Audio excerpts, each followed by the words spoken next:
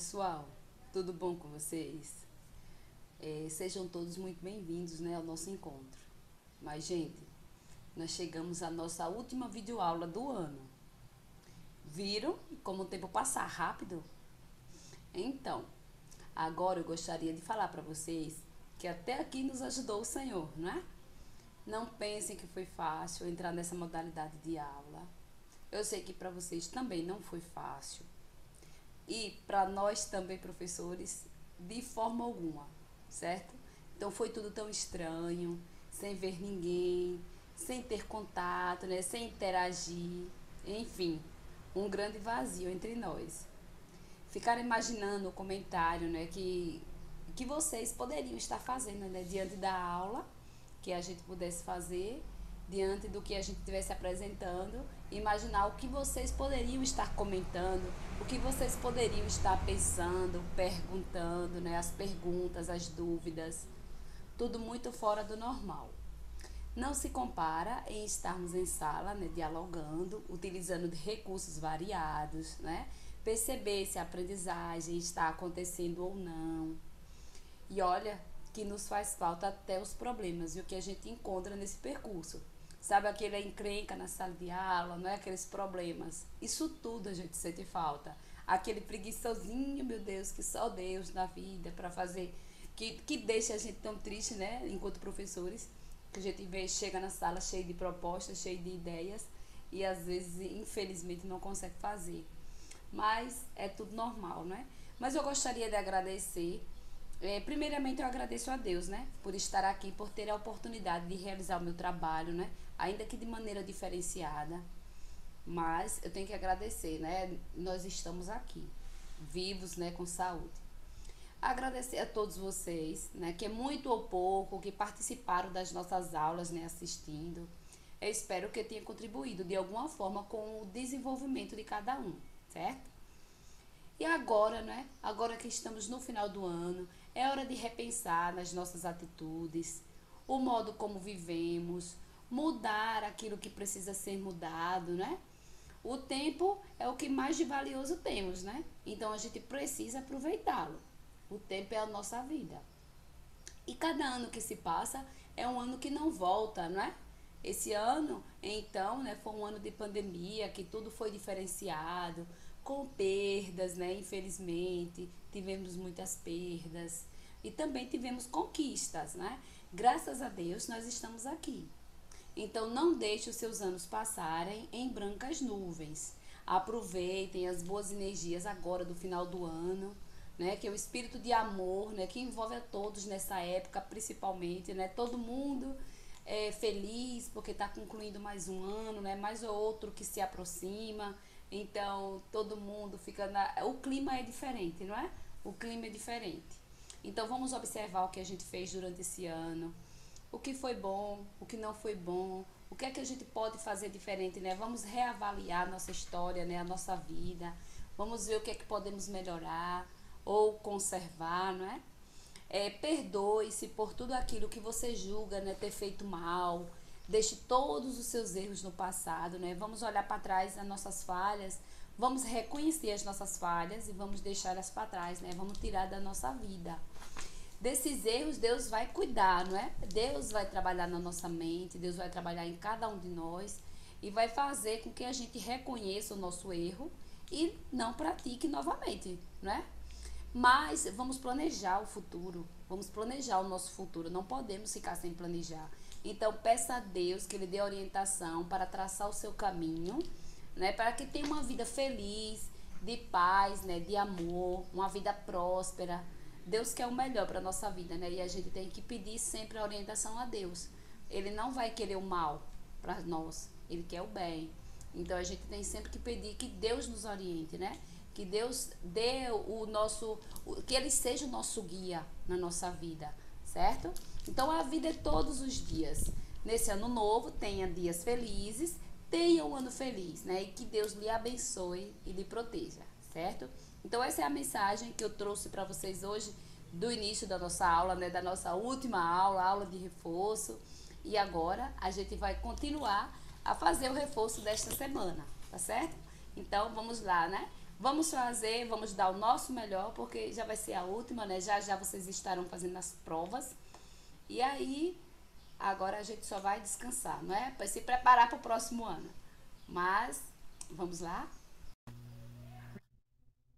Então, pessoal, agora vamos fazer o reforço, né, da nossa aula da semana anterior, e que falamos sobre o equilíbrio do planeta, que fica da página 216 à página 224 do nosso livro.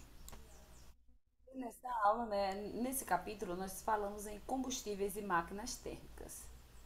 Daí vimos as imagens. Vamos lá. O equilíbrio do planeta.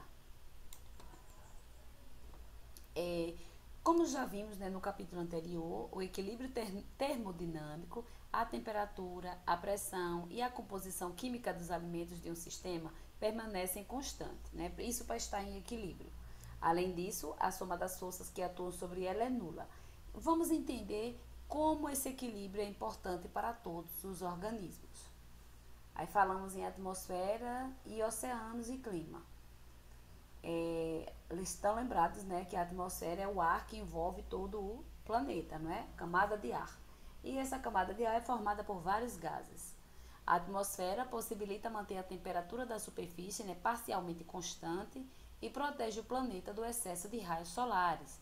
E isso é essencialmente importante para a manutenção da vida na Terra. Nós também vimos que os seres vivos retiram do ar da troposfera, né, o gás oxigênio para a respiração e o gás carbônico para a fotossíntese. Nós vimos que parte da energia que chega até nós, né, vinda do Sol, por meio de radiações, ela é refletida e irradiada para o espaço. E outra parte, que não consegue escapar, é absorvida por certos gases da atmosfera, né, como o gás carbônico e o vapor de água. Aí nós vimos na imagem, olha aí a radiação. Olha aí, parte é refletida pela atmosfera, a outra parte segue. E aí essa parte fica, ela é absorvida, né? Ela fica por aqui mesmo. Já a radiação, veja o que acontece com a radiação, parte sai e parte fica, certo? Gente, por que o número de furacões está aumentando com o aquecimento global? Um estudo publicado na revista Science mostrou que 2017 foi um ano acima da média para esse tipo de fenômeno e o culpado pode ser o aquecimento global. Será que é isso mesmo? Águas quentes funcionam como combustível para furacões. Eles se formam quando a temperatura está acima de 27 graus Celsius. Quanto mais quente o oceano estiver, maiores serão as chances, né, de tempestade se formar e menores são de ela perder a estabilidade com o passar do tempo. Eu gosto de pensar assim: a Terra, ela não foi sempre igual, né? Ela não foi sempre do jeito que ela é hoje. Ela passou por inúmeras transformações pelos bilhões de anos que ela tem. Claro que é algo que a gente nem percebe, né? Porque nós só vivemos tão pouquinho comparado com esses anos todos aí, o tempo da Terra. Mas nós temos que entender que a Terra não vai ficar sempre do mesmo jeito que é, certo? Então, eu acho bem complexo a gente analisar essa situação. Nós falamos aí do efeito estufa, né? Na ausência do efeito estufa, o planeta refletiria mais energia para o espaço. O efeito estufa é justamente o que vai segurar parte da energia que chega até a Terra, né? Com isso, a temperatura média diminuiria. Teve uma pergunta aqui atrás, deixa eu perguntar aqui. Imagine se não existisse o efeito estufa na Terra, né? O que aconteceria? Então vamos lá, na ausência dele, a temperatura média da Terra diminuiria, né? Então estima-se que sem o efeito estufa, a temperatura da Terra estaria em torno de 18 graus negativos em vez dos 15 positivos, viu? Vejam aí a diferença. E se o efeito estufa na Terra fosse bem maior do que é hoje, então a quantidade de energia retida pelo planeta aumentaria, provocando também o aumento da temperatura. A manutenção de uma temperatura média constante do planeta indica que a energia que entra na Terra por meio da radiação solar é aproximadamente equivalente à quantidade de energia que sai. E isso garante um equilíbrio, não é? Se é proporcional o que entra, proporcional o que sai, isso garante o equilíbrio. Esse equilíbrio faz com que o clima permaneça relativamente constante, o que proporciona condições que suportam a vida na Terra. O equilíbrio climático vem sendo ameaçado, né, pela queima de combustíveis fósseis e desmatamento. Vamos aqui. As mudanças climáticas e a vida marinha. O aquecimento global ameaça a pesca no Chile, no Equador e Peru. Aponta um novo informe na Organização das Nações Unidas para a Alimentação e a Agricultura. Divulgado nesta semana, nós estamos aqui em 5 de agosto de 2018, certo? Onde essa notícia foi publicada.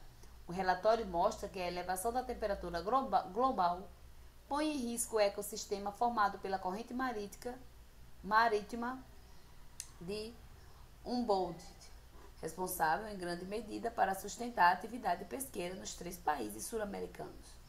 Segundo a agência da ONU, a disponibilidade de peixes no sistema da corrente de Humboldt é controlada principalmente pelo clima e seus efeitos sobre a produção da fitoplâncton, a base de toda a cadeia alimentar marinha. Durante as últimas décadas, o ecossistema criado por esse fluxo marítimo produziu mais peixes por unidade diária do que qualquer outro sistema do mundo. Mas, com o clima mais quente, os eventos conhecidos como El Niño e Laninha poderão ocorrer mais frequentemente, provocando uma diminuição na abundância do plâncton. Os efeitos de ambos os fenômenos são mais notáveis justamente ao longo do sistema da corrente de Humboldt. Olha aí, barcos de pesca no Chile, né? Em Valdívia. Vamos lá. Fluxo de energia e nos seres vivos. As plantas e os outros organismos fotossintetizantes absorvem a energia solar de forma direta por meio da fotossíntese, né? Lembram lá que eles realizam a fotossíntese e produzem o próprio alimento, né, através desse processo. Assim como os outros animais e muitos outros seres vivos, não conseguimos utilizar diretamente a energia do Sol, mas essa energia é obtida de forma indireta por meio do consumo de outros organismos. Então, os seres vivos que precisam ingerir outros para obter energia são chamados de consumidores. A gente não absorve diretamente a luz, mas a gente se alimenta das plantas que produzem a luz. Não é, aliás, que produzem a luz não, que absorvem. Elas conseguem utilizar a luz em si, nós não. Então, essa luz, essa energia vai para elas e das plantas vem para nós, né, dos outros alimentos. Aqueles que se alimentam dos produtores são chamados de consumidores primários. Os consumidores secundários ingerem consumidores primários e assim por diante. Olha aí, essa energia vai passando, não é? De cadeia em cadeia, de cada elemento da cadeia. Gente, nós também falamos que as substâncias orgânicas e a energia que ficam retidas no corpo das plantas e de outros produtores compõem o alimento disponível para os consumidores. Uma porção das substâncias ingeridas por um animal, por exemplo, é eliminada nas fezes e na urina. Outra parte é consumida pela respiração celular, liberando a energia necessária às atividades. Há ainda uma parte que é armazenada pelo corpo e esta é a que fica disponível ao nível seguinte, né, da cadeia, certo? Então, ela passa por vários trajetos aí. Pirâmides de energia. Da energia luminosa que chega em um ecossistema, pouco mais de 1% é utilizado na fotossíntese.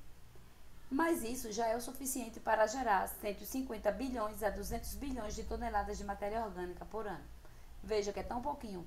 1% é mais de 1%, pouco mais de 1% dessa energia, né, que chega através da luz, ela é utilizada. Então vai ser bem pouquinha. Boa parte desses compostos orgânicos é consumida na respiração da própria planta e eliminada como gás carbônico e água. E parte dessa energia é liberada na forma de calor. O mesmo processo ocorre com os consumidores. Parte da energia é consumida pela respiração e eliminada como calor. Em termos gerais, em média 15% são retidos no corpo do consumidor, 50% saem com as fezes e 35% são utilizados na respiração celular. Cerca de apenas 10% da energia de um nível trófico passa para o nível seguinte. Então, vai ser bem pouquinho. Mas essa porcentagem pode variar entre 2% e 40%, dependendo das espécies da cadeia e do ecossistema em que se encontra. Podemos representar esse fluxo energético na forma de uma pirâmide de energia. Nesse caso, representamos em cada nível de cadeia a quantidade de energia acumulada por unidade de área ou de volume. e por unidade de tempo. Olha a energia. O gafanhoto se alimenta da folha. 15% são retidos no seu corpo, né? O esquema mostra para onde vai a energia consumida por um consumidor. Então, 15% vai para o seu corpo. 35% são utilizados na respiração celular e 50% saem das fezes, né? Saem nas fezes. Então, veja quanto é que vai dar isso tudo. 50 mais 35, 85 e mais 15 fecha os 100% das fezes, da energia. Aí, cada uma toma uma direção, né? Tem um percentual para cada parte. Certo? Vamos seguir. Nós também falamos sobre combustíveis, né? No caso, combustíveis fósseis. Combustíveis fósseis. Os combustíveis fósseis são aqueles que são derivados do petróleo, né? Que são encontrados sob a superfície terrestre. Nós vimos aí, deixa eu ver, carvão mineral e o petróleo, né? Que são encontrados sobre a superfície terrestre. Eles são chamados de combustíveis porque são queimados para fornecer energia às indústrias e aos veículos, e são fósseis porque se originam da transformação de corpos de organismos que viveram há milhões de anos. Aqui a gente vê o processo de formação do carvão mineral, olha onde ele foi parar.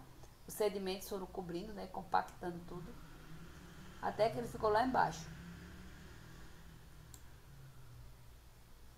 Olha só, um texto complementar. China reduz o consumo de carvão.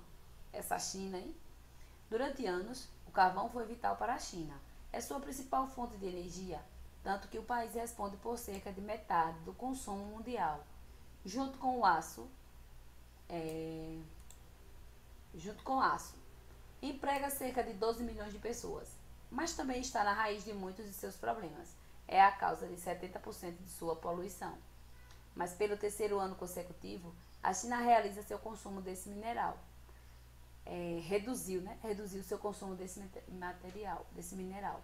A redução foi de 2,9% em 2014, 3,7% em 2015 e 4,7% em 2016, conforme anunciou na semana passada o Departamento Nacional de Estatística. O Greenpeace calcula que em unidades de energia liberada pela queima do carvão, a queda foi menor de 1,3%. Com os cortes, a proporção desse combustível fóssil na matriz energética chinesa caiu de 64% para 62%. Bem pouquinho, né? Bem pouquinho. Olha aí, falando da extração do carvão, dos problemas, né? Falamos do petróleo, como é que ele é formado. Olha aí, com o tempo, com milhões e milhões de anos para ele ser formado, e ele pode acabar, não é? Olha aí, nós vimos a extração também do petróleo, gás natural.